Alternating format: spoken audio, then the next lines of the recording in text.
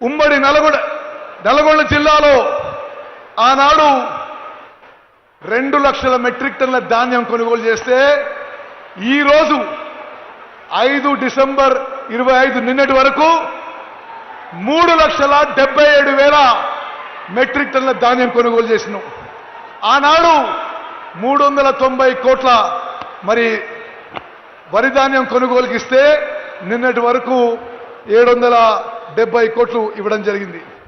అక్కలు చెల్లెళ్ళు అన్నలు తమ్ముళ్ళు మీ అందరూ ఎస్ఎల్బిసి టనల్ విషయం వినడానికి శ్రద్ధగా వింటున్నారు. తప్పనిసరిగా ఈసారి శాసనసభ ఎన్నికల కంటే ముందు ఎస్ఎల్బిసి టనల్ పనులు పూర్తి చేస్తామని చెప్పి సభాముఖంగా మరి రేవంత్ రెడ్డి గారి సహకారంతో వారి చొరవతో ఎస్ఎల్బిసి టనల్ పనులు పూర్తి చేస్తామని చెప్పి మనం చేస్తున్నాం. అదేవిధంగా మన కాంగ్రెస్ ప్రభుత్వం వచ్చిన తర్వాత ఎన్నో ఏళ్ల నుంచి ఎదురు చూస్తున్న డిండి లిఫ్ట్ ఇరిగేషన్ పథకం గౌరవ ముఖ్యమంత్రి రేవంత్ రెడ్డి గారి చొరవతో 1800 కోట్ల రూపాయలతో డిండి లిఫ్ట్ ఇరిగేషన్ పథకం మంజూరై పనులు మొదలైన విషయం కూడా నేను మనం చేస్తున్నా. అదేవిధంగా మీ నియోజకవర్గానికి ఎంతో ఉపయోగపడే హై లెవెల్ కాలువ లైనింగ్కి 440 కోట్లు మంజూరు చేయడం జరిగింది.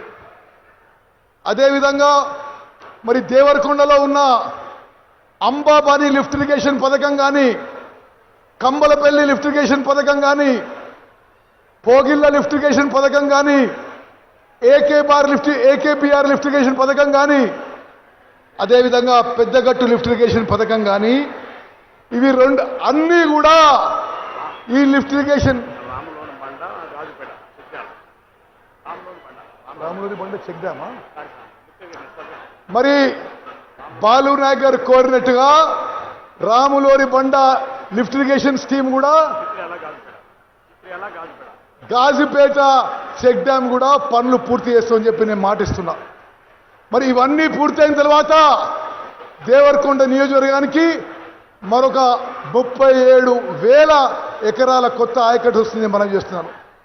అదేవిధంగా ఫారెస్ట్ ప్రాబ్లంతో R&R ప్రాబ్లంతో పెళ్లిపాకల బ్యాలెన్సింగ్ రిజర్వాయర్, డిండి బ్యాలెన్సింగ్ రిజర్వాయర్ మరి పనులు ఆగిపోయిన విషయం కూడా నేను మీ అందరికీ తెలుసు. తప్పనిసరిగా ఈ సమస్యలను అధిగమించి పెళ్లిపాకల బ్యాలెన్సింగ్ రిజర్వాయర్ అదేవిధంగా డిండి బ్యాలెన్సింగ్ రిజర్వాయర్ కూడా పూర్తి చేస్తామని చెప్పి సభాముఖంగా మాటిస్తున్నాం. పక్కనే ఉన్న మిర్యాలగూడ నియోజకవర్గంలో మరి పనులు జరుగుతున్న నెల్లికల లిఫ్ట్ ఇరిగేషన్ స్కీమ్ కానీ, దున్నపోతుల గంటి లిఫ్ట్ ఇరిగేషన్ స్కీమ్ కానీ, బొత్తులపాలెం లిఫ్ట్ ఇరిగేషన్ స్కీమ్ కానీ, వీర్లపాలెం లిఫ్ట్ ఇరిగేషన్ స్కీమ్ కానీ, కేశవాపురం కొండ్రపోల్ స్కీమ్ కానీ, తోపుచెర్ల స్కీమ్ కానీ ఇది పనులు జరుగుతున్నాయి.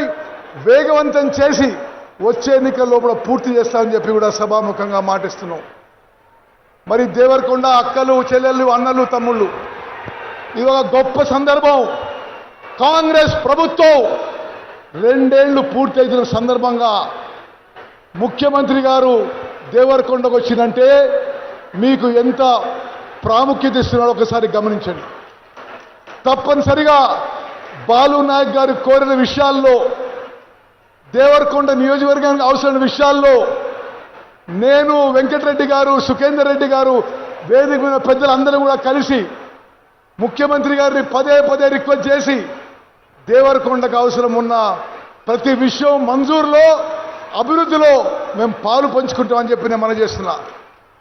దేవరకొండ ఒక మారుమూల ప్రాంతం, ట్రైబల్ కాన్స్టిట్యున్సీ. నాకు తెలుసు 10 ఏళ్ల పాటు మీరు ఎంత కష్టాలు పడ్డారో, ఎన్ని పోలీస్ కేసులో, ఎన్ని ఇబ్బందులు. దేవరకొండ కాంగ్రెస్ కార్యకర్తలకి సభాముఖంగానే మనం చేస్తున్నా. మరి మరోమారు నేను చెప్తున్నా, ఈరోజు తెలంగాణలో కాంగ్రెస్ ప్రభుత్వం వచ్చిందంటే దేవరకొండ లాంటి నియోజకవర్గాల్లో కాంగ్రెస్ కార్యకర్తల కష్టం, మీ చెమట, మీ రక్తం ఏనాడు మేము మర్చిపోం. తప్పనిసరిగా దేవరకొండ కాన్స్టిట్యున్సీకి అన్ని విధాలుగా అభివృద్ధి చేస్తామని చెప్పి మనవి చేస్తూ ముగిస్తున్నాను. జై హింద్, జై కాంగ్రెస్.